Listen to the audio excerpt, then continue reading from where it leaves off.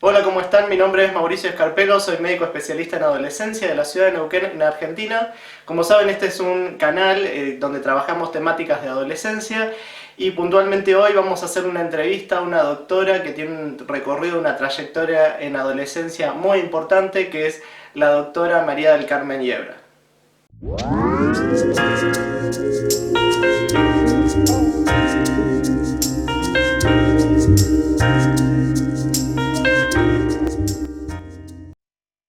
Hola, ¿cómo están? Bueno, acá estamos con la doctora María del Carmen Yebra.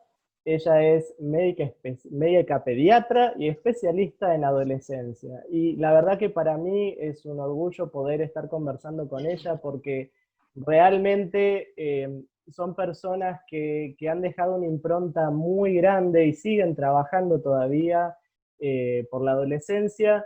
Y la verdad que quería de alguna manera que nos pueda contar parte de esta historia o algunas cosas que podamos ir conversando juntos para compartir con ustedes, sobre todo por ahí aquellas personas que no la conocen y demás, y que bueno, hay mucho realmente para decir. Pero bueno, Mari, ¿cómo estás? ¿Qué tal cómo va la cuarentena? Estamos todos en cuarentena, ¿no? Estamos en cuarentena, Sí. Maurici, la verdad que sí. Y es un gusto que me hayas invitado a esta entrevista porque te conozco hace mucho tiempo, porque estuviste en el servicio del Hospital de Niños, Ricardo Gutiérrez hace años, y sé de tu empuje y todo lo que estás haciendo y has hecho Bueno. por la adolescencia. Así que es un gusto para mí. Bueno, muchas gracias. Igual hoy vamos a hablar de Mar y Ebra, porque hay mucho para... No, no de mí, sino un poco de lo que yo puedo transmitir acerca de Perfecto, la seguro, trayectoria, seguro, seguro. buenísimo. Mari, ¿cómo se dio adolescencia? ¿Cómo empezó? Porque cuando uno, no sé, la formación arrancó por pediatría, imagino, general, o cómo fue. Sí, en realidad yo entré a la residencia de pediatría del Hospital de Niños Ricardo Gutiérrez, no se asusten por la fecha, pero en el año 1973. Y el hospital atendía, hice pediatría, digamos, seguí instructoría de residentes, esas cosas, y me interesó mucho en ese momento la pediatría ambulatoria, porque había dos maestros importantes ahí en el hospital, y me dediqué un poquito a profundizar en eso. Y el hospital atendía hasta los 14 años, porque era un hospital de niños. Ajá. Y nos empezamos a dar cuenta, un grupo, yo fui invitada por un grupo de pediatras, amigos, coetáneos, a pensar el cómo se hacía, por qué los chicos arriba de los 12 años así no llegaban al hospital, es decir, o venían menos. Ujú. Estábamos muy especializados en los chicos de la primera y segunda infancia, pero después no venían. Y ahí empezamos a indagar, es decir, el tema de que los adolescentes eran como tierra de nadie. Es decir, no venían al hospital, no se atendían con los pediatras, pero quedaba un bache, un hueco, y si no iban las chicas a los ginecólogos porque menstruaban. Es decir, entonces eso era un indicio de que había que ir a hacer una consulta ginecológica. Y los varones, dejados de la mano de Dios, porque, es decir, iban o a algún pediatra que los quisiera atender o a los clínicos. Y nos dimos cuenta que no sabíamos adolescencia, que la pediatría llegaba realmente hasta los 14 años y Ajá. sabíamos poco de los púberes o adolescentes. Y empezamos a hacer reuniones una vez por semana, es decir, pero no solo los pediatras, sino que convocamos a gente del Servicio de Salud Mental y nos juntamos a pensar juntos, justamente, nos O reuníamos sea, para pensar inició juntos. ya medio en conjunto desde el vamos, digamos. Desde el vamos, Qué bueno. porque en realidad, bueno, la impronta de la formación de salud mental en el hospital fue siempre muy importante, Ajá. pero no se trabajaba en interdisciplina, se trabajaba con interconsulta. Y empezamos a reunirnos, a buscar bibliografía, a leer, a discutir entre nosotros, y lo que se nos recurrió, no se, los, no, perdón, se nos Ujú. ocurrió es que en orientación, cuando los chicos llegaban a orientación médica, que los chicos Les cuento, mayores de... perdón, les cuento el resto. Orientación médica es cuando llegan al hospital, es como un consultorio, ¿no? Donde hay algún médico que está, digamos, orienta sobre a qué sector podría ir a atenderse, o si Exacto. tiene que ir a la guardia, o a qué lugar del hospital. Exactamente. Bien. Y dijimos que los chicos mayores de 10 años, porque pensábamos, bueno, la pubertad en las niñas, es decir, aparece obviamente antes que en los varones, en forma, digamos, general. Es decir, y como teníamos poca población que consultara, si tomábamos desde los 12, eran muy poquitos, empezamos a ver pacientes, es decir, que vinieran por lo que vinieran, es decir, no importaba el motivo de consulta, excepto que fuera, no sé, a traumatología, supongamos directamente, pero que vinieran a atenderse.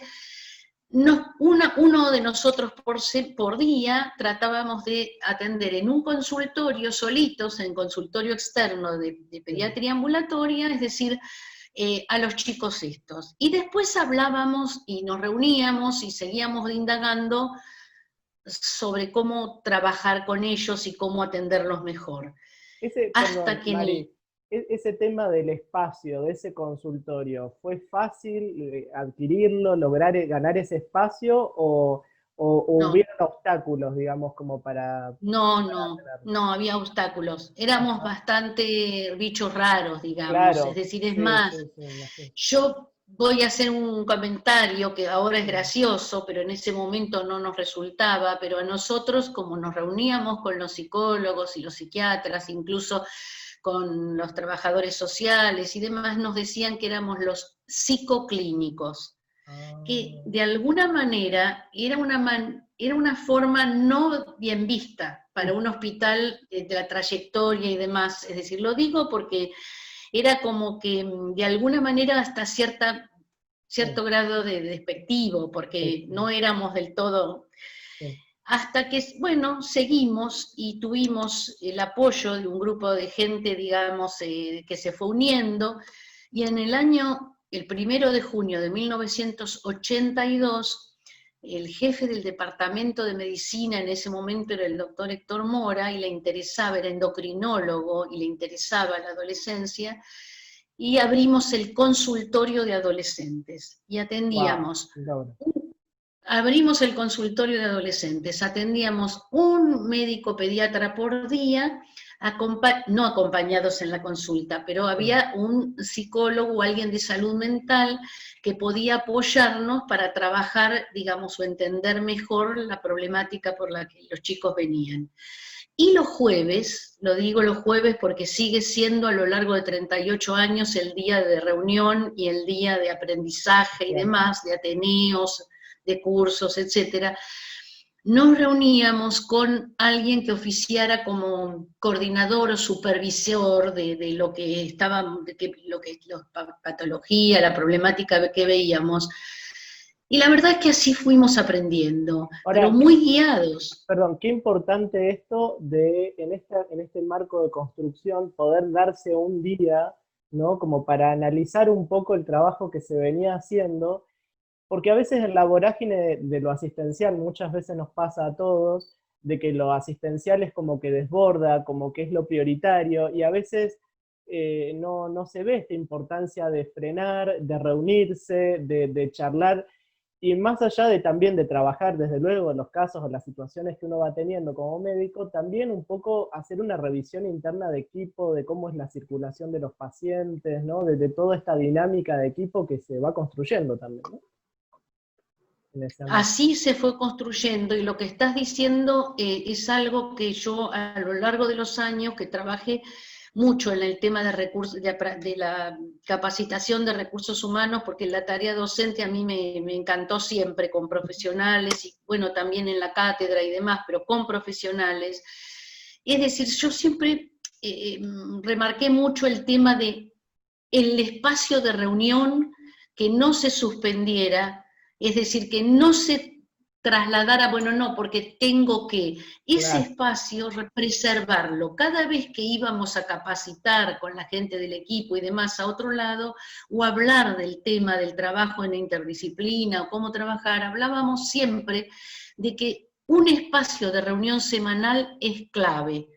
Clave, ¿por qué? Porque uno comparte con el otro los códigos de comunicación, interdisciplina, aprende del otro, es decir, no es que uno se transforma, que el pediatra se transforma en psicólogo en pediatra, o el trabajador social en psicopedagogo, pero el compartir construye un código de conocimiento general para todos que cambia la perspectiva de trabajo de todos los profesionales, de cada uno. Y eso lo afirmo mucho porque así sucedió, pero no solo con nosotros, sino sucedió, para mí el trabajo de esa manera es, digamos, sucedió con todos los equipos y todos los grupos que se armaron, porque es una forma de crecimiento. Yo no concibo el trabajo con adolescentes y diría que progresivamente a lo largo de los años, es decir, no sé, creo que los equipos interdisciplinarios son los que más se enriquecen y más, digamos, favorecen la atención de los pacientes que ven, porque uno aprende de otras miradas, de otros enfoques, aprende por esto, hasta siquiera hay un lenguaje común, y eso creo que es clave. Y Por en eso esto, insisto, y si sí, yo pudiera dar una recomendación es que no, digamos, desliguen, no interfieran con ese espacio de aunque sea una hora semanal, una hora y media semanal, para reunirse y hablar de la problemática que traen, porque no tenemos todos los elementos desde una sola disciplina para abordar adolescentes. sí. Perdóname, Mauri, si fui No, muy no, no, extensa. no, no, para nada, me encanta escuchar. Una de las cosas que también a veces suele pasar en algunos ámbitos, en algunos servicios, en algunos sectores, es con cierta hegemonía, a veces también en la atención.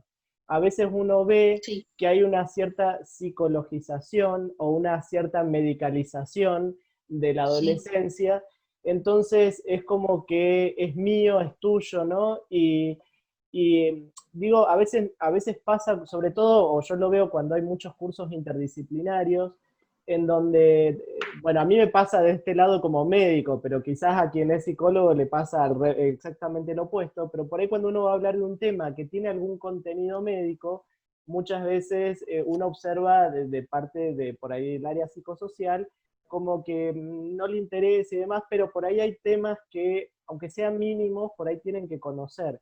Lo mismo que nosotros como médicos, escuchar a un psicólogo, un trabajador social u otra área, que por ahí hay temas que son muy del área de ellos, pero también nosotros deberíamos conocer ciertas cuestiones mínimas. Y a veces esto genera como que trabajan más de un lado del otro y bueno, y falta esto del equipo, ¿no? Justamente. tenés razón, porque para trabajar en interdisciplina hay que tener también, es decir, una cuestión que tiene que respeto por el otro profesional, el saber del otro y poder incorporar cosas sin bandearse, es decir, no es que uno Claro, se transforma en el otro, pero la adquisición de los conocimientos, yo lo digo porque veo lo que yo aprendí trabajando en interdisciplina, la verdad es que es decir, no lo cambio por nada, porque yo me enriquecí profesionalmente y no dejé de tener el lugar con respecto a médico, digamos, es claro. decir, pero aprendí mucho y también vi cómo los profesionales de salud mental o trabajo social o las psicopedagogos, es decir, los ginecólogos, también adquirieron estas herramientas. Y la interdisciplina muchas veces es muy manoseada porque o transdisciplina, pero porque se cree que trabajar en interdisciplina es cada uno en un consultorio en un mismo espacio Claro, físico. claro, Y no es eso solo. Es claro, decir, podemos trabajar sí en un mismo espacio físico sería ideal, pero bueno, si uno la interdisciplina la tiene en la cabeza, es ujú, decir, trabaja, incluso yo en mi consultorio no tengo el equipo, pero después de tantos años adquirí herramientas que me permiten esto de tener la cabeza interdisciplinaria y poder incluso tener criterios de derivación o de percepción del riesgo, etcétera, desde otro punto de vista. Yo soy una defensora ultranza del trabajo interdisciplinario, a todo nivel, porque me parece que el trabajo en equipo, y especialmente para abarcar la problemática compleja que tienen los adolescentes y los jóvenes, la tuvieron siempre, pero digamos, está agudizada por la situación social, por el avance de las tecnologías, por la disparidad, digamos, socioeconómica de los chicos. Yo siempre recuerdo que Dina Kraukov, que es una persona que vos conocés, que hemos invitado, es una especialista en adolescencia y especialmente en políticas de juventud. Hace muchos años le escuché decir algo que era muy importante, que en Latinoamérica se parecen más las poblaciones de adolescentes de un mismo estrato social que los distintos estratos sociales del mismo país. Y esto es así, es decir, es tal cual, porque en realidad tenemos muchas adolescencias y muchos adolescentes.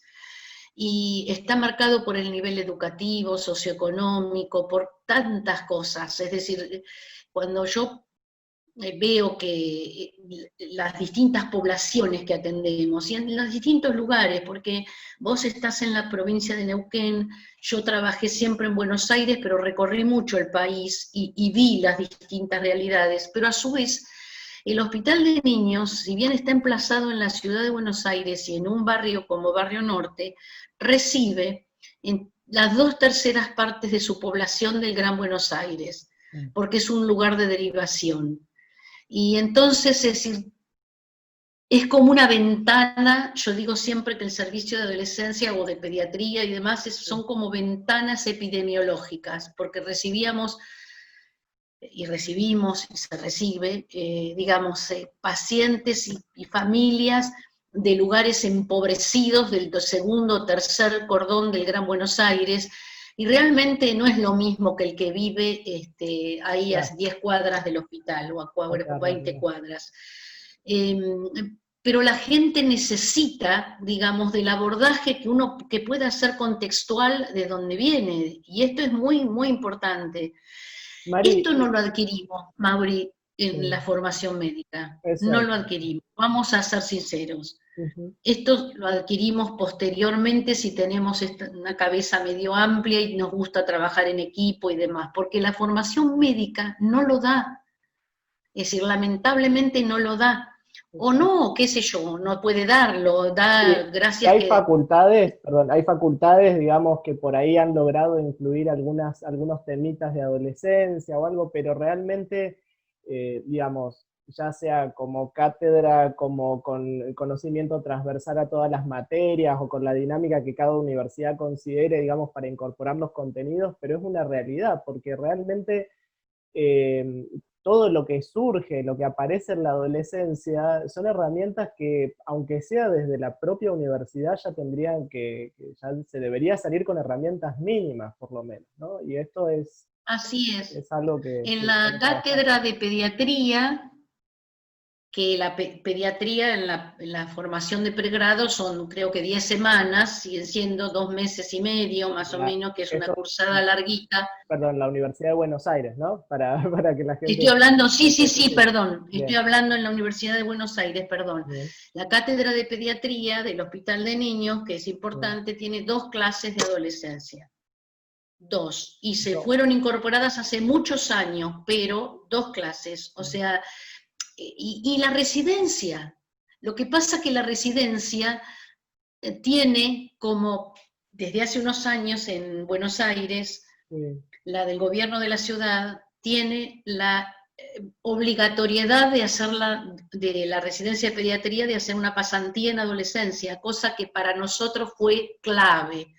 Además de haber tenido la residencia de pediatría, de adolescencia, de salud integral de la adolescencia desde el 2005.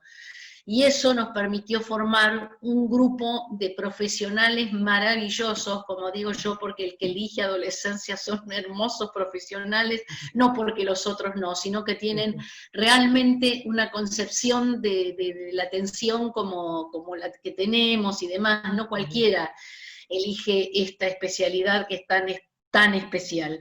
Y es interesante, porque a partir de eso, mucha gente que se formó tanto en el Argerich como en el Hospital Elizalde, como en los dos pediátricos, el Gutiérrez y el Elizalde, porque el Garraham es nacional, digamos, pero todos los residentes que se formaron ganaron por concurso los lugares para trabajar en adolescencia en los centros de salud, en los hospitales y demás. Y eso es maravilloso. Formar gente para que después ejerza en lo que se formó, es realmente, para mí, es algo maravilloso. De todas formas, Mauricio, no puedo hablar solo de lo de Buenos Aires. Hablo también de la gente del interior, de las provincias que trabajan maravillosamente, grupos divinos que se han formado, capacitados, pero que por ahí no. A ver, si a nosotros en un hospital referencial nos costó muchísimo instalarnos, ser reconocidos, es decir, que fuera respetado el servicio, es decir, que pudiéramos estar en los ateneos centrales, que los especialistas nos deriven los pacientes, es decir, nos costó muchos años. Y si la Sociedad de Pediatría, cuyo lema era el pediatra sigue siendo, el pediatra es el médico de cabecera de niños y adolescentes, pero tenía la especialidad de neonatología, y desde 1977 tenían el comité de adolescencia, pero recién en el 2012 se aprobó la especialidad, es decir, es un largo camino, un largo camino. Un largo camino. Y no esto, es solo en la... Perdón, esto, Mari, también es muy importante, que habías comentado recién, el tema de la obligatoriedad, o no sé, o esta inclusión de la rotación de la residencia de pediatría en general por la adolescencia. Yo vi, si mal no recuerdo, que la Sociedad Argentina de Pediatría, una de las cuestiones que pone, como de ítem que pone para poder lograr una acreditación por la Sociedad Argentina de Pediatría, es justamente tener alguna formación o una rotación por algún servicio, sector o atención de adolescencia, por lo que marca, que también, ¿no?, es un paso importante y que sería bueno que se vaya estimulando, que se cumpla eso, estimulando, ¿no? Para que... Sí, el tema de la rotación obligatoria es muy importante, porque se hace además en cuarto año de la residencia. Claro. Que la residencia de pediatría dura 4 años, es decir, en el cuarto año, cuando ya están muy estimulados y formados como pediatras, y cuando llegan a adolescencia, se dan cuenta de que les falta mucho para poder atender, y lo aprovechan, y eso es interesante, muy interesante, porque salen, aunque sea con una mirada más ampliada. Y la otra cosa son muchos cursos de capacitación, teórico-prácticos que han surgido y demás, y hay un interés. Yo creo que realmente una de las cosas que hay que manifestar es que hay que tener empatía para trabajar con adolescentes. Si uno no tiene la empatía, realmente es como forzado. Yo siempre les digo a los residentes que rotan, o les decía, porque yo ya estoy jubilada del servicio, como a cargo del servicio, pero sigo yendo porque tenemos un programa universitario de 2 años de duración, desde el año 1996, que estamos trabajando en la formación de recursos humanos, es teórico-práctico, dura 2 años, y la verdad que salen con muy buena formación. Y siempre les digo que, aunque después no dejen la pediatría, que no es que no dejen, que no atiendan solo adolescentes. La gente, que esto es algo importante para transmitir, todos dicen que hasta han cambiado la forma de abordaje de los chicos y sus familias. Y eso para mí es es real, es real. así. Lo dicen, no lo Sí, sí, estoy, sí. lo estoy No, transmitiendo por lo que recibimos de las evaluaciones. Dicen es que real. acceden a otras miradas y demás y pueden contextualizar La, mejor lo que pasa en la familia. la pediatría clásica tiene como una forma de atender muy particular en esta dinámica de atención también junto con la madre o el padre y demás, muy dirigida, digamos, hacia los padres y muy poco dirigida hacia los chicos.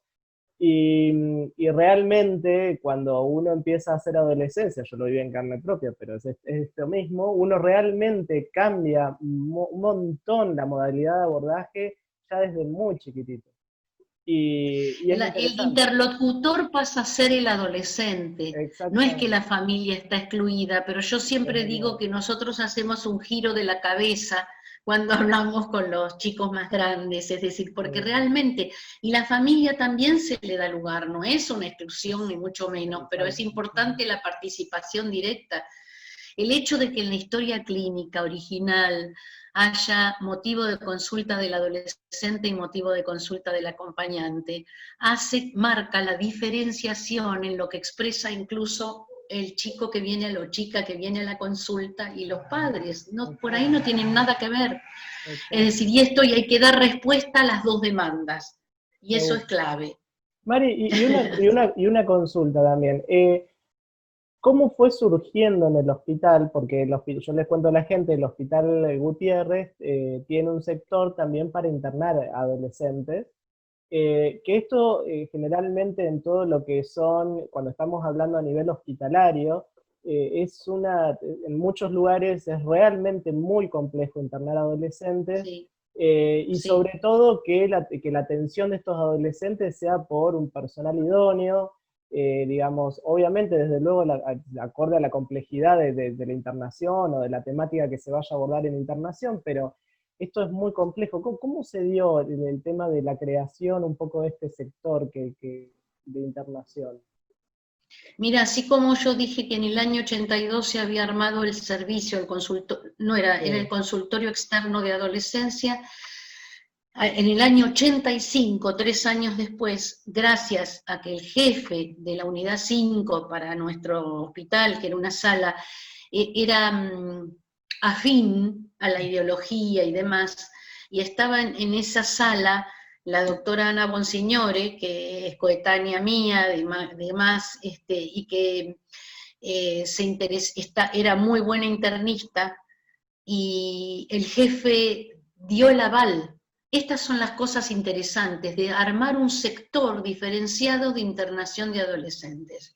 Y el se jefe, transformó perdón, ese, ¿el jefe de qué sería? ¿Jefe de pediatría general? era el jefe de la sala, o sea, el Ah, jefe de la unidad número 5, que era el doctor Eskenazi, es decir, es realmente interesante eso. qué importante, ¿no? Por, Porque es el que dio el aval, digamos, finalmente dio una el historia aval marcó. para que un sector de su sala, chiquito, era al Y es, principio eran 4 camitas, 2 y 2, así, porque estaba boxeado, fueran para adolescentes. Y eso es, fíjense que no es ni siquiera viene de una resolución, no, sí, no, él fijó esto, y esas 4 camas terminaron siendo mucho más. La unidad 5 se transformó en un digamos, referente para internar adolescentes, porque había Ana Bonsignore, la doctora Bonsignore, con gente del equipo de salud mental, capacitó enfermeras, es decir, capacitaron enfermeras, etcétera, y el manejo con los familiares, el diálogo, el respeto por la privacidad, es decir, todo eso fue lentamente trabajado y se transformó en referente de la internación de adolescentes y después se internaban en otros lugares, ya la unidad 5 desbordaba y también ahí había problemas, pero con el tiempo los adolescentes se fueron internando en cualquier uno lugar tras del la otra. hospital, porque y sí, Sí, pero pasó a ser como un lugar de referencia para, digamos, como por ahí sí, lo interesante es que uno puede decir, bueno, si bien hay internaciones por diversos motivos, hay algunas que a veces requieren de un abordaje muy particular o especial, digamos, que requiere, ¿no? Absolutamente, porque se pueden internar chicos con una problemática Claro, crónica, como es el hospital que atiende pacientes con enfermedades crónicas severas, se hacen claro. trasplantes, hay neurocirugía, hay cardiovascular, etcétera, y hay problemáticas nefrológicas y demás. Obviamente, esos pacientes, en realidad, los clínicos, no había ningún problema. El hospital seguía atendiendo Claro. por, digamos, hasta los 20, 25, era así, que había que buscarles lugar para hacer la clínica transicional, porque la verdad es que muchos pacientes hasta no había camas del tamaño para internar, pero no había problema con internar, esto es muy interesante, a Y los pacientes con problemática crónica. esto Esos que eran comentás, pacientes del hospital. claro, esto que comentás, a veces en algunos lugares pasa que pareciera que también, mirado un poco desde otro lado, ¿no? Si tiene una problemática crónica o si estamos hablando de una cuestión así, no hay problema, acá está la cama. Ahora, viene Acá está. por un trastorno de la conducta alimentaria, algún consumo de Bueno, drogas, parece como bueno. que se borraron las camas, no hay, Sí, ¿no? ese fue siempre un tema que se fue lento, pero pensá en los años que hace. Claro, Ya es como que el servicio se instaló fuertemente, sí, entonces se hacen, digamos, es impensable, hace unos años yo me ponía a pensar, yo me puse a pensar tantas veces, hace unos años si uno se ponía a pensar en qué problemáticas atendíamos y demás, no, huían espantados. La primera vez que nosotros en un Ateneo del Hospital de Niños Ricardo Gutiérrez presentamos una adolescente que estaba embarazada, digamos, embarazo detectado ahí en el hospital. Y bueno, nosotros bromeábamos y decíamos, íbamos a tener que decir, catarro de vías aéreas superiores y embarazo. Digo esto como claro, sí, sí, una forma, una broma, pero en realidad es como que, como embarazo en el hospital de niños. Y esto fue audaz, pero fue presentarlo en Ateneo, pero la chica había venido por cualquier otra cosa. claro. Es decir, y realmente el embarazo se podría haber pasado. Entonces eso va abriendo los ojos y esto también hace pero requiere como todo en la vida, requiere como de un trabajo incesante, trabajo en el sentido de una persistencia, una permanencia, una demostración de que uno está trabajando bien, de que importan los chicos y adolescentes, que realmente no, si uno puede otorgarles esa atención, no todos los lugares van a estar especializados para. Nosotros no tenemos obstetricia, con lo cual podemos detectar, podemos hacer un seguimiento, etcétera, prioritario en los primeros momentos, pero hay que derivarlo, por eso la construcción de redes es clave, a servicios especializados, es decir, en atención de embarazo en la adolescencia, en este caso Claro. están mucho más prácticos actualmente, La tenemos buscar los importancia, lugares de referencia, claro, la importancia armar un poco de redes. armar la red. Y en esto que comentás de armar la red, también se me viene que, digamos, hay muchos programas en muchos países en general, en donde cuando hablamos de la complejidad de atención, generalmente los programas están dirigidos hacia la atención primaria, que está bien, digamos, todos los médicos acordamos, digamos, que la base es la atención primaria para la prevención, para la promoción de la salud y demás. Pero lo que empieza a ocurrir es que también les pasa a los equipos de atención primaria que a veces detectan situaciones y por ahí la situación la tienen que subir a un nivel de complejidad un poquito más alto, ¿Cierto? y en algunos países o incluso acá mismo en Argentina, algunas provincias y demás, Sí, se encuentran con que no pueden dar una respuesta a eso, ¿no? Y esto, digamos, marca esta cuestión, ¿no? Como importante. eso es clave, porque no hemos logrado todavía que haya una respuesta inmediata, no nosotros en la Sí, Argentina, sí, sí. también ocurre en otros países latinoamericanos, como vos bien decías, que son vecinos y demás, y que tienen desarrollo de la atención de adolescentes, se hace mucho hincapié, y es cierto, porque una de las cosas más importantes Desde es luego. que el primer nivel de atención no los expulse, porque si los expulsa quedan en manos de nadie. Entonces, es decir, esto es clave, reforzar eso es prioritario, pero también es cierto que hay que tener respuesta del segundo y tercer nivel de atención. Y eso la verdad es que se construye no por voluntarismo, esto se construye porque en realidad las autoridades, es decir, las direcciones de salud o las secretarías de salud se interesan. Para eso, la verdad es que trabajando en el programa nacional se hicieron muchos avances. Uno siempre quiere que haya más, pero se hicieron avances. Nosotros nos tocó ir a capacitar y había lugares que eran totalmente cerrados a recibir, es decir, trabajar ahí o tratar de hablar con las autoridades era realmente muy difícil, es decir, desde que encontrarse con carteles que decían no se atenderá a ningún menor que no sea acompañado por un adulto, cuando ya sabíamos que hay leyes y demás, y estaban puestos en la puerta del hospital, o salía un auxiliar, una enfermera y demás, decía, ¿quién viene para? Y gritaba en voz alta un test de embarazo, una cosa así. Esto hay que trabajar mucho, pero hay que trabajar con la gente no es que sea mala, es que no está acostumbrada, y por eso el tema del trabajo, capacitando, pero no solo al personal de salud estrictamente que está en contacto con los adolescentes, sino al administrativo y demás. Claro, yo me acuerdo que una vez en una provincia del norte, es decir, fuimos a capacitar por el programa nacional a un hospital importante, y la secretaria, la administrativa, era una persona muy capaz y además muy entusiasmada y todo, pero ¿qué hacía?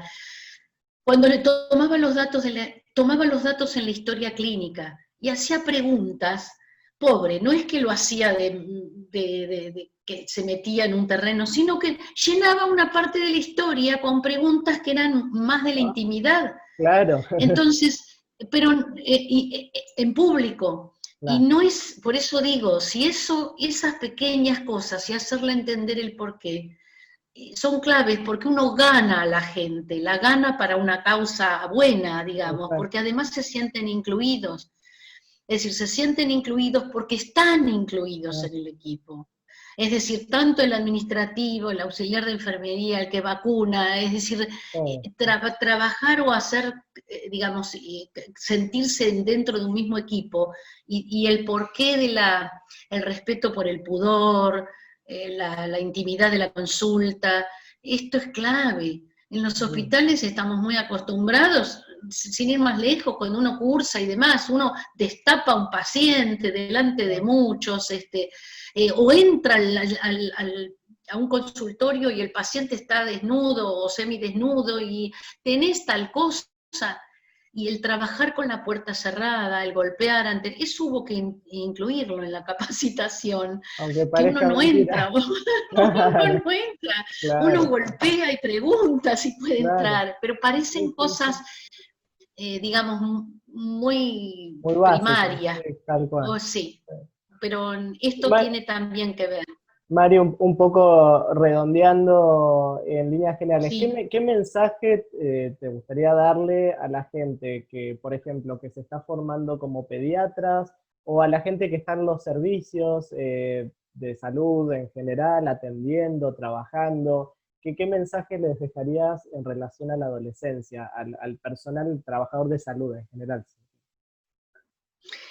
Fundamentalmente, como yo soy una enamorada de la adolescencia, es decir, de los adolescentes, y trabajé tantos años en esto, diría, no es que todos, como decía antes, tengan que trabajar con adolescentes o atender adolescentes, pero también hay que perderles el miedo, que eso es clave. A veces no se atreven porque por miedo, por temor, por desconocimiento.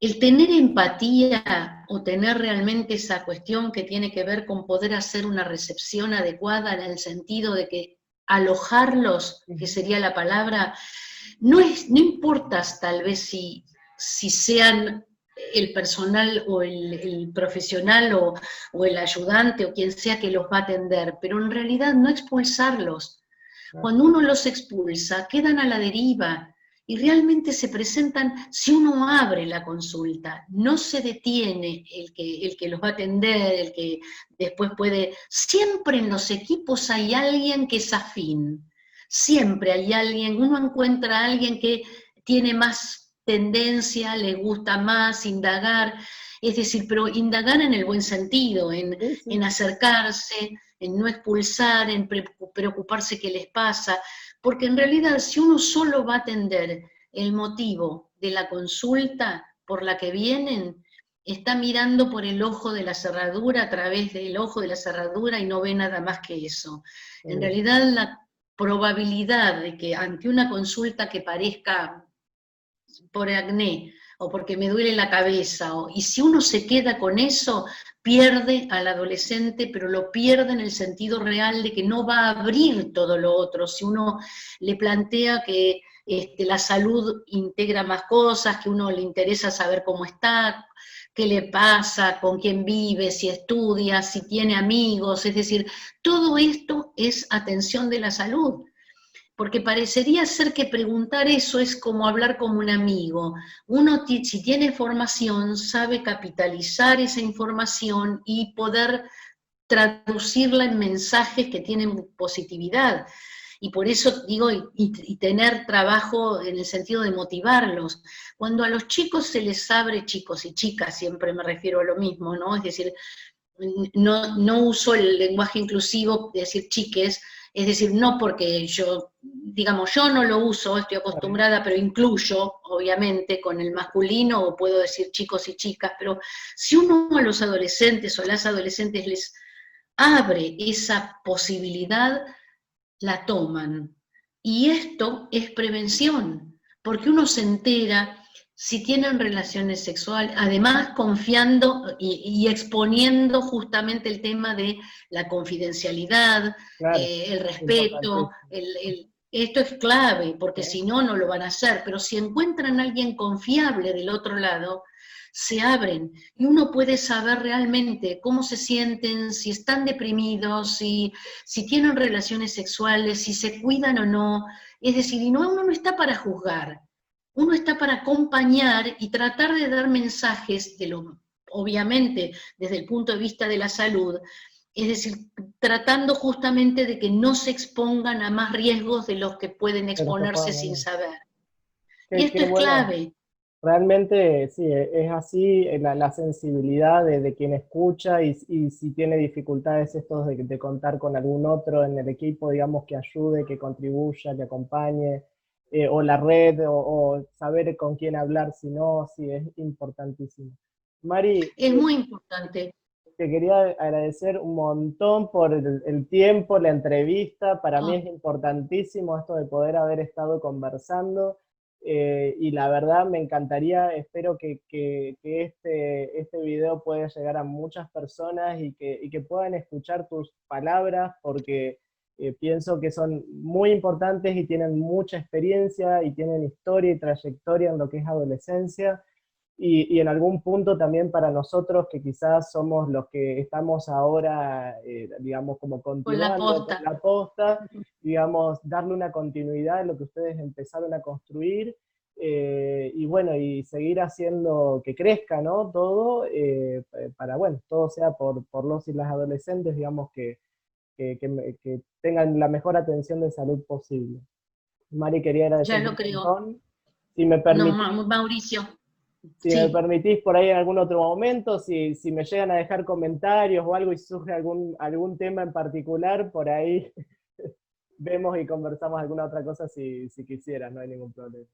Con todo gusto. Siempre para mí es un placer y en realidad te pido disculpas porque a veces me entusiasmo y me Pero me extiendo encanta, mucho me en las encanta. respuestas. Te pido disculpas en serio. A mí No, no. me motiva hablar de esto y transmitir experiencia que uno Lo que puede tiene es haber que logrado. uno se apasiona por esto, entonces cuando uno se apasiona, que está buenísimo, es como que a mí me pasa también a veces cuando me dicen, o me pongo a hablar de adolescencia, es como que yo me doy cuenta que no paro y llega un punto y digo, uy, pero bueno, es Yo parte por de la eso pido pasión, ¿no? disculpas. Claro, Por eso pido disculpas. no hay ningún problema. Gracias, Mauricio. Bueno, Muchas gracias por no, de invitarme. En nada. serio, fue un gusto en Bueno, serio, ¿eh? gracias a todos y bueno, nos estaremos viendo seguramente con algún otro video o alguna otra entrevista, así que esperamos cualquier cosa, sus comentarios abajo en la parte acá de YouTube. Si les gusta también pueden suscribirse, así que no hay ningún problema. Les mando un abrazo a todos, adiós, chao, chao. Muchas gracias, adiós, Chao. adiós.